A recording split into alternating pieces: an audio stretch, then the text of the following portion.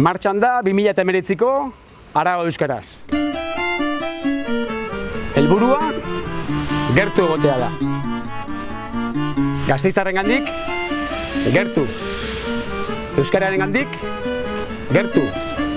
Euskalgintzarengandik gertu. Berdintasunetik gertu. Euskara dela eta ikasturte honetan motorrak euskaraldearekin beratuko ditugu hil honen bukaeran. Gero, korrika dator. Eta ikasturtea Araba Euskararekin bukatuko dugu. Ekainaren 16an. Ekainaren 16an izango da eguna.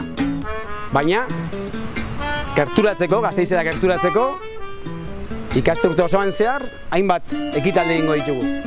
Eta horretarako Gasteizko eragileen laguntza behar dugu. Bai, gu gertu gaude. Gerturatu, eta ea ze gertatzen den. Gertu!